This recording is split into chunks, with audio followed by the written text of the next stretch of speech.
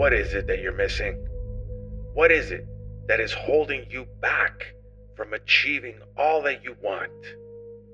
Is it better looks, taller height, bluer eyes, a fitter body, more confidence, more knowledge, more motivation, more discipline? Can you name it? Can you at least point to it? Can you prove that it actually exists? Or is it possible that you've spent so much time believing you're missing something that you've never stopped to question whether or not it was actually true?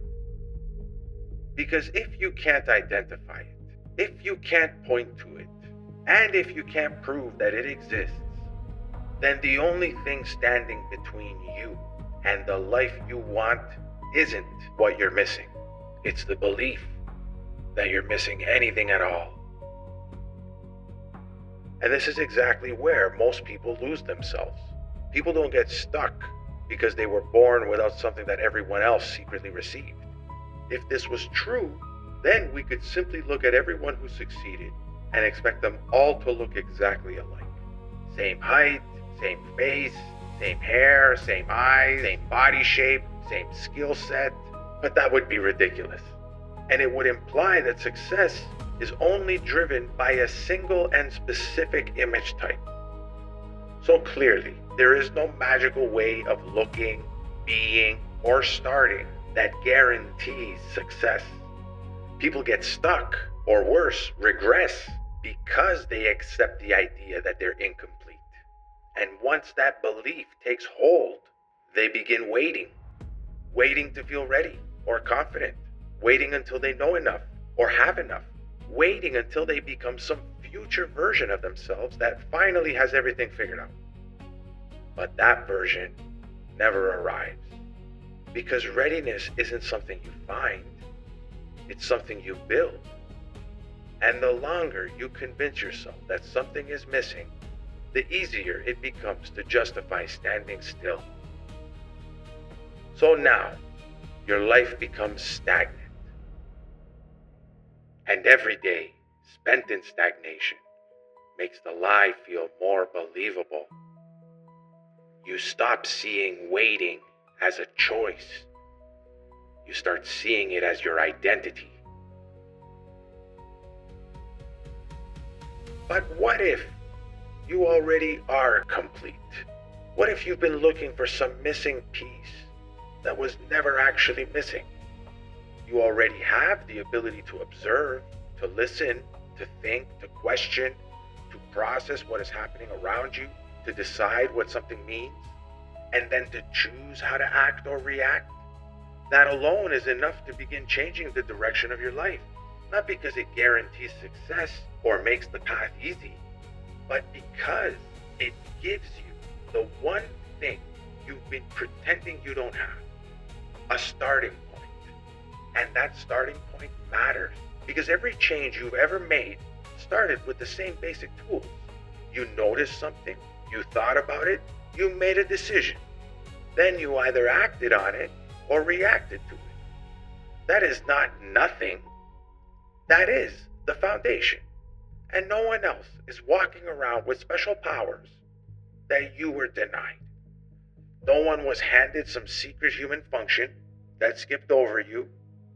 You have eyes to see and ears to hear, and a whole host of other senses that help you navigate and interpret the world around you, just like everyone else. You have creativity, imagination, aspiration, work ethic, the ability to assess, the ability to decide. These are not rare gifts reserved for a chosen few. They are part of a human experience. So the question is not whether you have access to them or not. The real question is whether you can recognize them for what they are and use them deliberately in the direction of the life you want to build.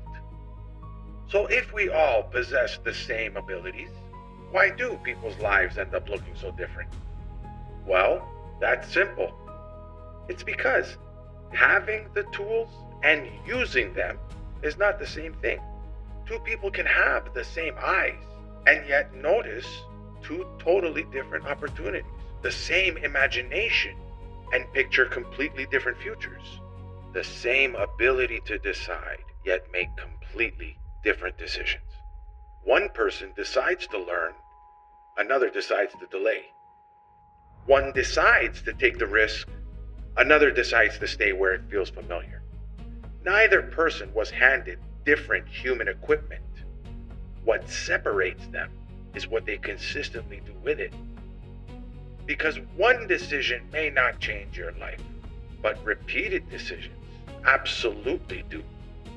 The direction of your life is not determined only by what you were given. It's shaped by what you repeatedly do with what you've been given. And over time, those repetitions begin to compound.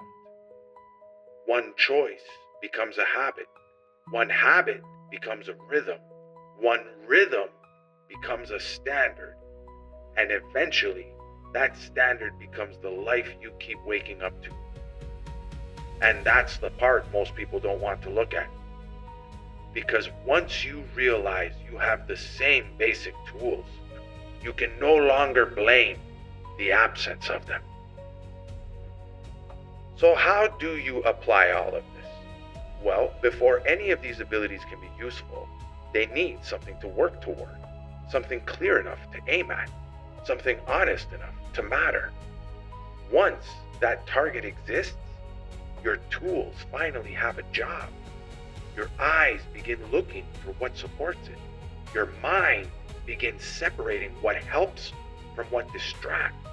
Your creativity begins solving problems instead of creating excuses. And your decisions finally have something to be measured against. Does this move me closer? Or does this pull me further away? Is this helping me build? Or is this helping me avoid? That is how you apply what you have. You stop treating your abilities like they're just some background noise and start assigning them responsibilities. Observation becomes research. Imagination becomes planning. Creativity becomes problem solving. Work ethic becomes execution. Decision making becomes direction. And the more consistently you apply them, the less random your progress becomes. The path gets clearer. Weak points show themselves. Distractions lose their disguise. Practice stops feeling random. Effort starts having somewhere to land. And slowly, the same traits that once felt ordinary start becoming the structure behind your progress. Not because you found something new, but because you finally started using what was already there with purpose. See, you were never as incomplete as you thought.